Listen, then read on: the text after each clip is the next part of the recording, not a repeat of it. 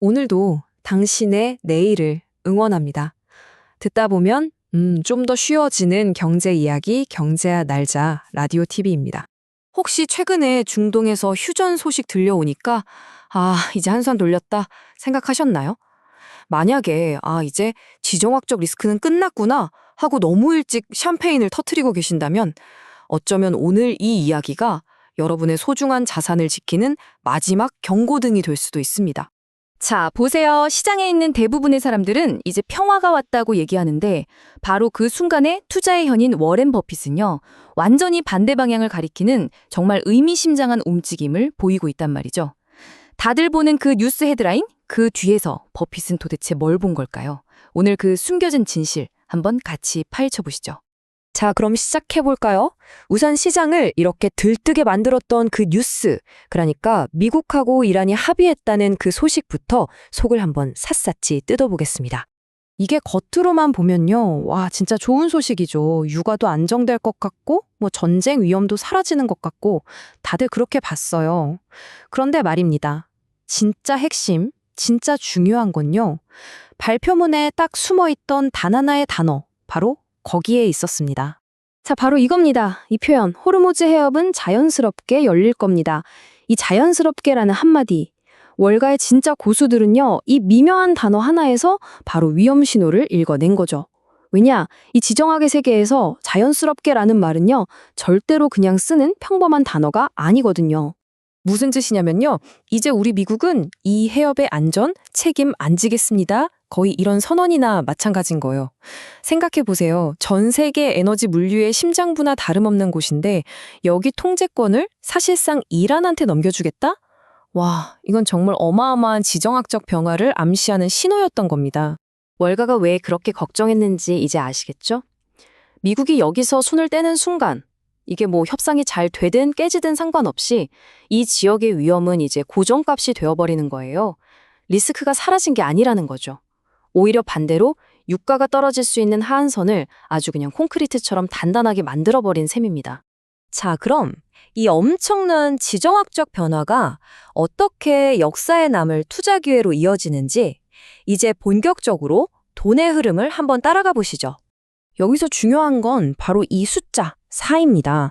이게 그냥 네 번째라는 뜻이 아니에요. 워렌 버핏이 역사상 이런 규모로 이런 전략적인 베팅을 한 게 딱 네 번뿐이라는 겁니다. 이건 그냥 포트폴리오 살짝 조정하는 그런 차원이 아니에요. 자기 평생에 단 3번만 했던 시대의 판을 읽는 거대한 확신이 담긴 그런 움직임이라는 거죠.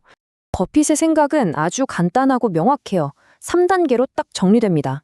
자, 첫째, 호르무즈 해협은 이제 계속 불안정한 곳이 될 거다. 그럼 어떻게 될까요? 둘째, 전 세계 에너지 공급망은 이 길을 피해서 다른 길을 찾을 수밖에 없겠죠? 그럼 마지막 셋째, 바로 이 지점에서 대안이 될 수 있는 미국 내 에너지 인프라의 가치가 폭등할 수밖에 없다는 겁니다. 보세요. 버핏은 단순히 유가가 오를 거다 여기에 베팅하는 게 아니에요. 글로벌 공급망 전체가 재편되는 이 거대한 판 자체에 베팅하고 있는 겁니다. 그러니까 버핏이 노리는 타겟은 아주 명확해요.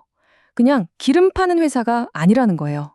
그게 아니라 이 새로운 판 위에서 누구도 대체할 수 없는 에너지 인프라 자체를 꽉 쥐고 이걸 바탕으로 거의 독점적인 힘을 가질 수 있는 그런 기업들, 바로 거기에 집중하고 있다는 거죠. 근데 여기서 끝이 아닙니다. 이 문제가 더 심각한 건 이게 단순히 중동만의 이야기가 아니라는 거예요. 지금 다른 지역에서 벌어지는 갈등하고 막 얽히기 시작하면서 상황이 훨씬 더 복잡하고 또 긴급하게 돌아가고 있습니다. 상황을 더 아슬아슬하게 만드는 변수들이 몇 개 있어요. 예를 들어 젤렌스키 대통령이 UAE를 방문했죠? 이게 참 의미심장해요. 왜냐하면 우크라이나 전쟁이랑 중동 문제가 이제 따로 노는 게 아니라 하나의 거대한 지정학적 리스크로 묶이기 시작했다는 신호거든요. 여기에다가 협상 마감 시한은 점점 다가오고 이러다 자칫하면 정말 거대한 슈퍼사이클의 불씨가 될 수도 있는 그런 상황인 겁니다. 자, 그럼 제일 중요한 질문이죠. 이 엄청난 변화의 소용돌이 속에서 우리 같은 개인 투자자들은 도대체 뭘 해야 할까요?